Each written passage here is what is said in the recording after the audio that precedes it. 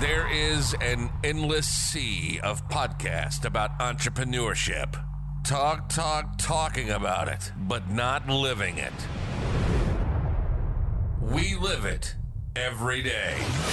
This is Inside the Wolf's Den, an entrepreneurial journey with Shawn and Joni Wolfswinkle, talking about real estate investing, but also encompassing general subjects in regards to owning small to medium-sized businesses. And of course, all the struggles that business owners must overcome to be successful. This is Inside the Wolf's Den, and this is Shawn and Joni Wolfswinkle.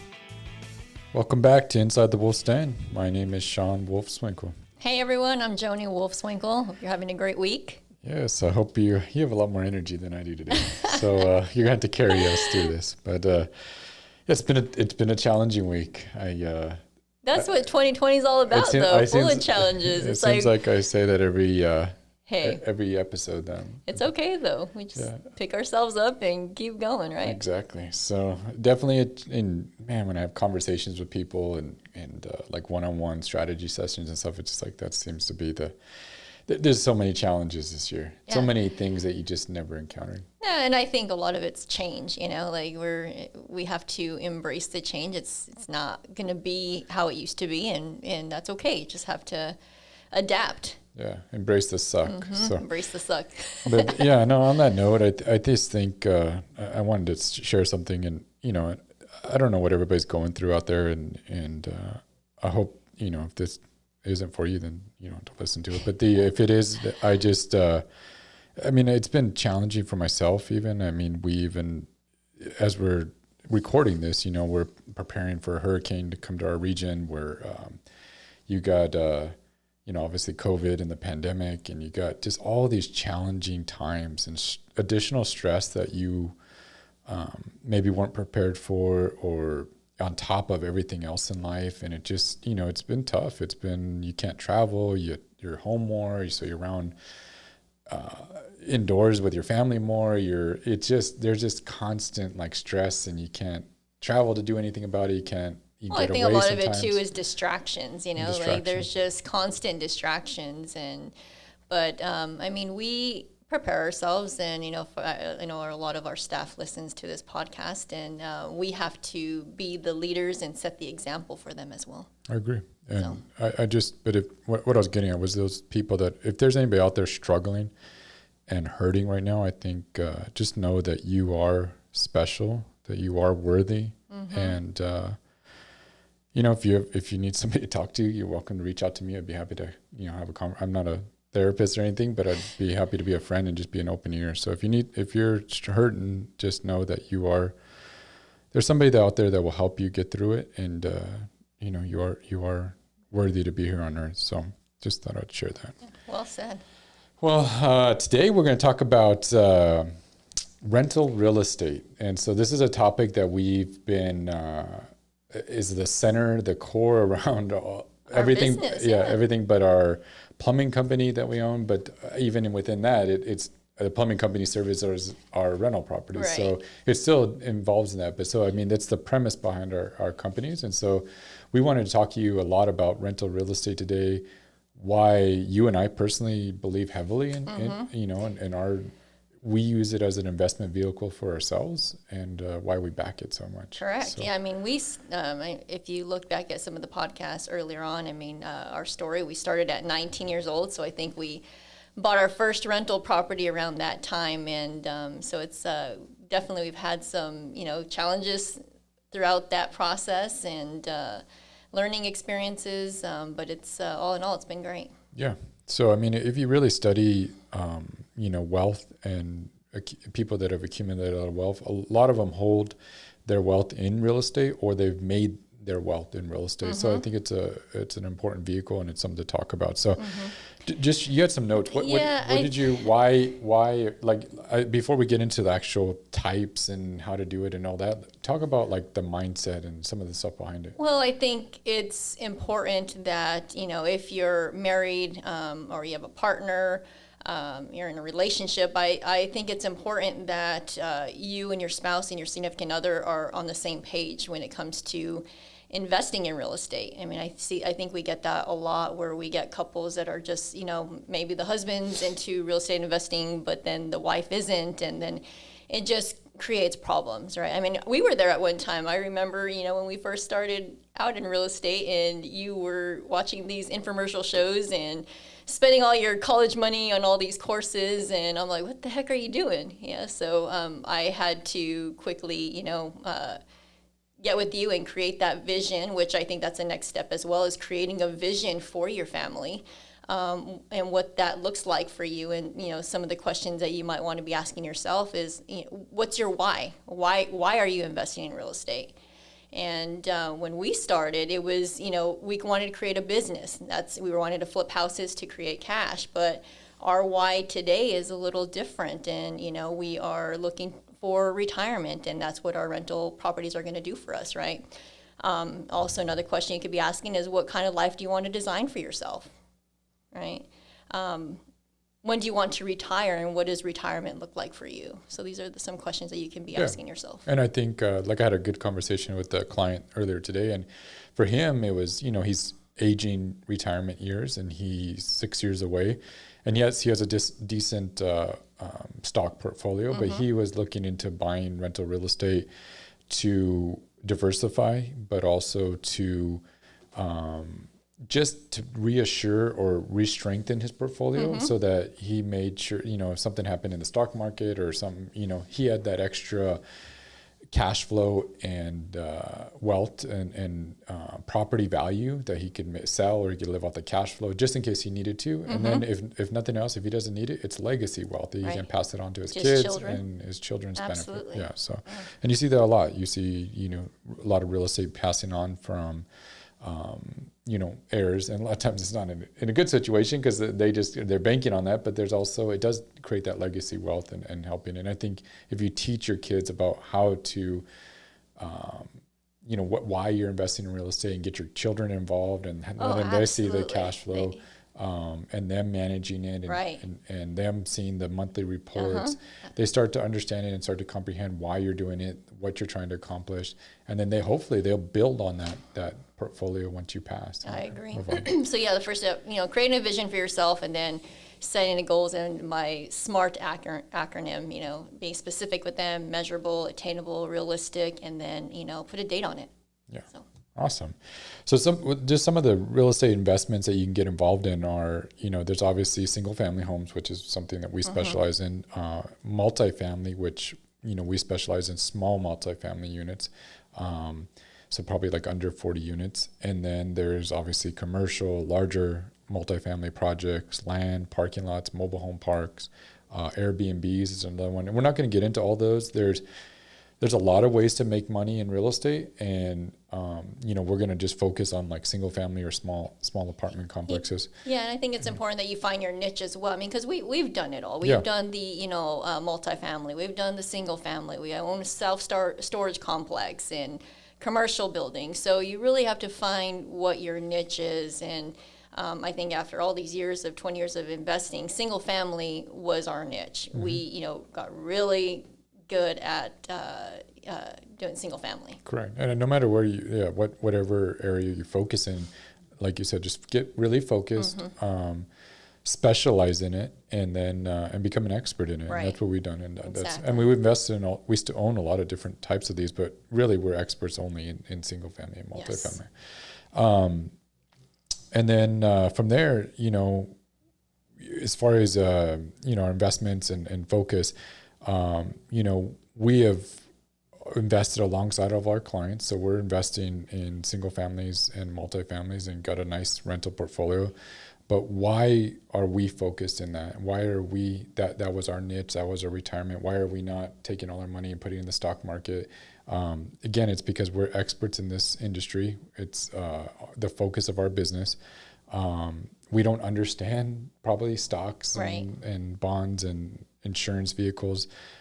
We spent the last 20 years perfecting single family, what to look for, and And even in the down, I remember, when we talked about in 2010 when we weren't able to sell, we were flipping houses and we weren't able to sell some of them, and we ended up renting them. And those became some of our best properties today. Yeah, and the key behind investing in real estate, no matter what project type of vehicle you do in real estate, is it's a long-term game. Right. And I don't, yes, you hear about people getting rich quick, and you see all this stuff on social media these days, and you see the infomercials and everything, but realistically, if you truly want to get wealthy in this, it's a long-term play. Yes. Yeah.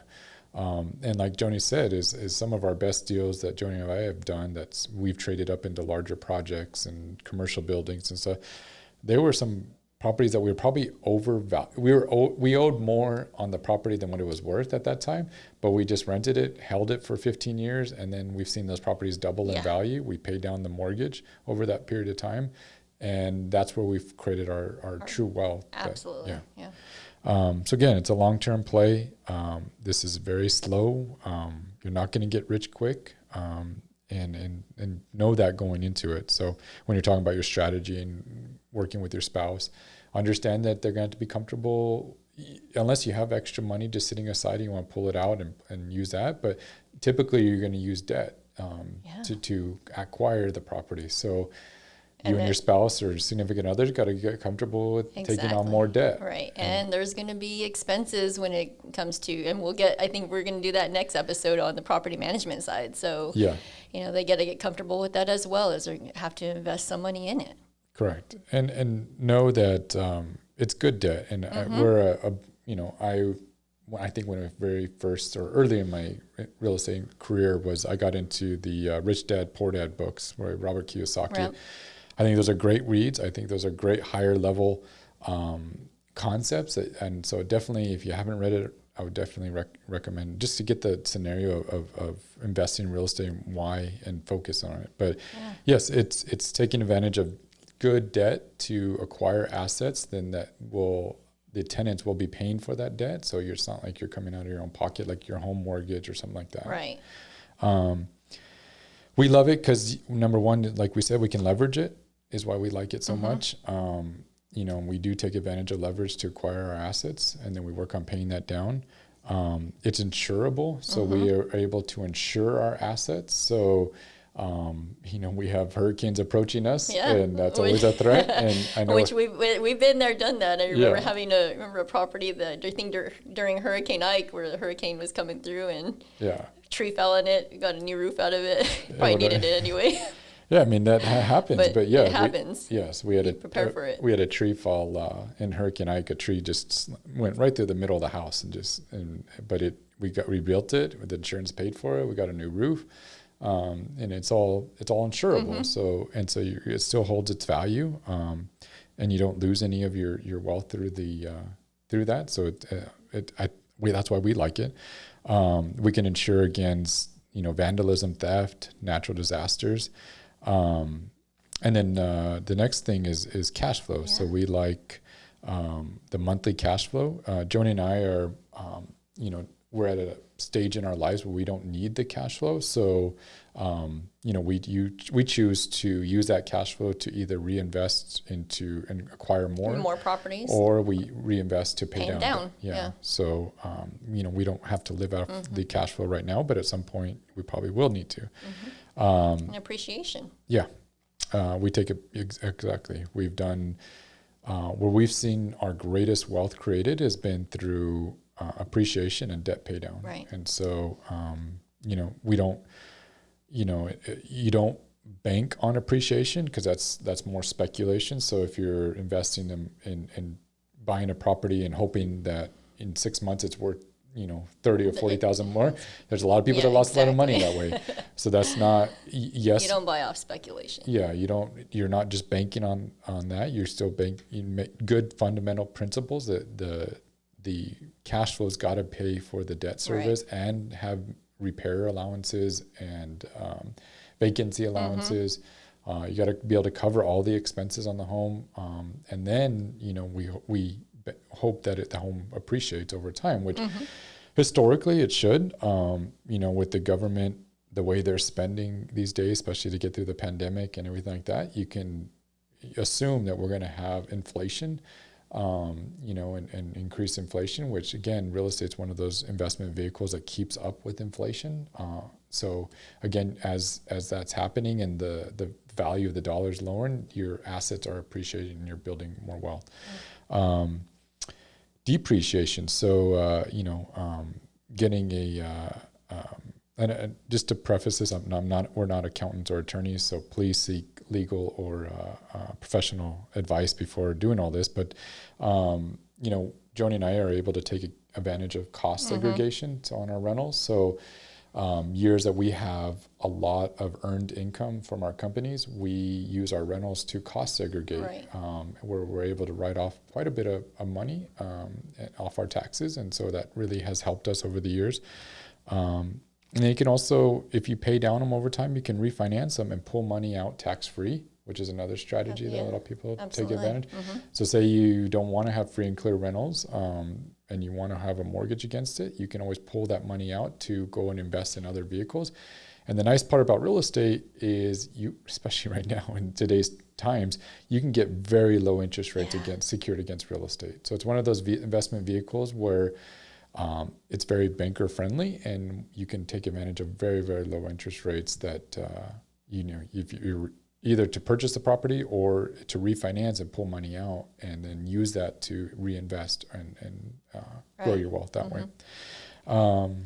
Forced appreciation. So, as far as for Joni and I, we've taken advantage of this on a lot of our personal rentals is forced appreciation. So what that means is we have bought a property, made improvements to that property, or maybe turned it in from a single family to a duplex. So we created a different asset class for it, and then rented it. But we've increased the value by either improving it, making modifications to it, buying a lot and building on it, and creating that equity that way. So those are all different ways you can create forced appreciation. Is you don't need the appreciation to happen over time. You create it by improving the property or changing the valuation of the property by making modifications. What else?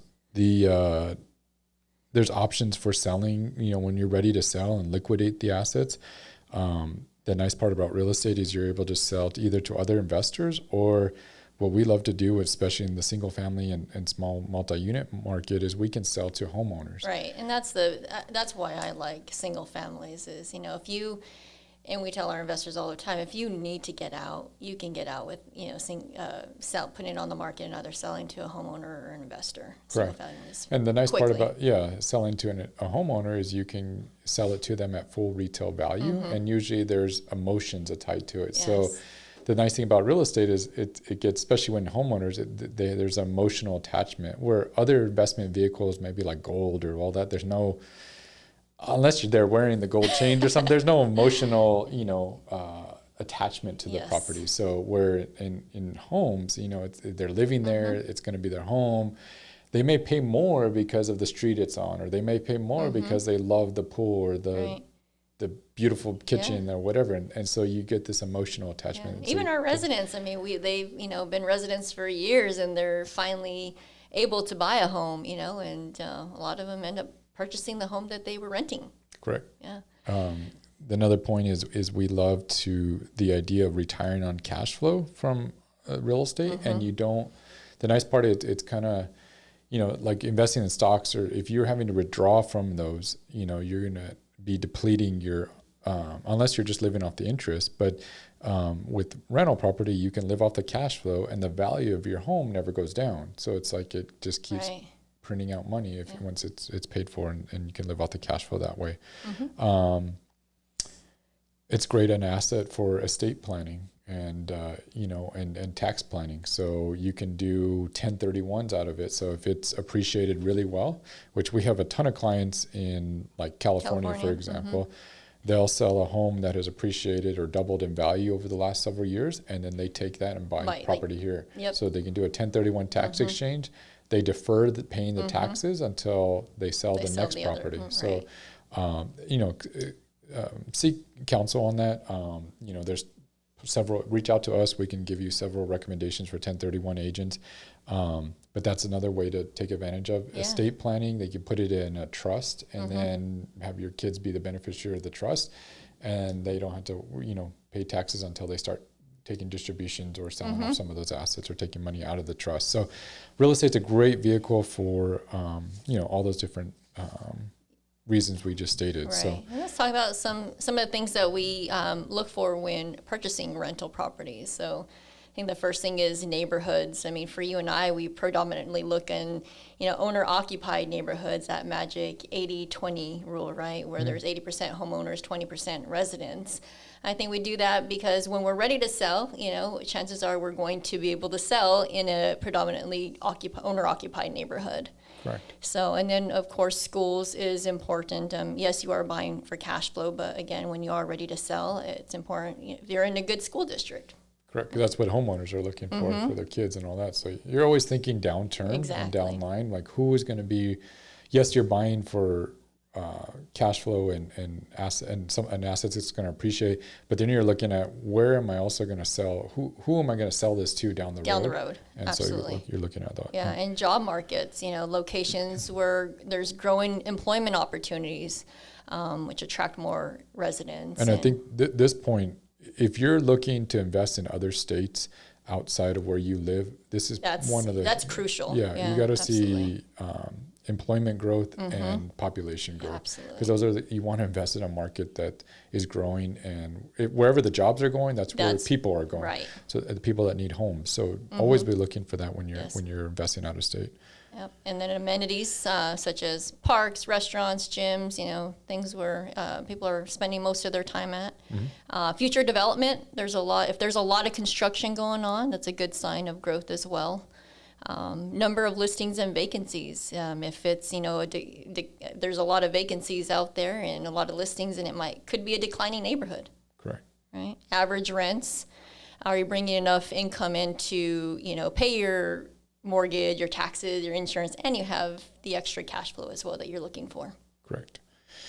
So that was a good intro into rental real estate. I think we're going to have future episodes and maybe taking it even a step further. But join us next week because it's going to be fun because we're going to take it a step further because we're going to talk about either self-managing rental properties or hiring third-party property management. Right, so, self-managing versus hiring a third party. So. Yeah, so and this is always a debatable topic, and you get both sides of it, and so it should be fun talking about the the different stories and how we look at it and how. So once you've acquired something, who's going to manage it and who's going to do the day-to-day operations? So we'll get into that next week. Stay tuned and have a great week. See you, everyone. You've been listening to Inside the Wolf's Den, an entrepreneurial journey with Shawn and Joni Wolfswinkle. Tons of entrepreneurial podcasts are out there. Talking. But Joni and Shawn are living it every single day. Their portfolio now includes many franchises and medium-sized businesses. We talk about the trials and motivators of successfully running a business. Join us again soon for another podcast. But until then, reach out on the website at InsideTheWolfsDen.com, on Facebook at Inside the Wolf's Den, on Instagram at Inside the Wolf Den. We'll see you again soon. This is Inside the Wolf's Den. We'll see you next time.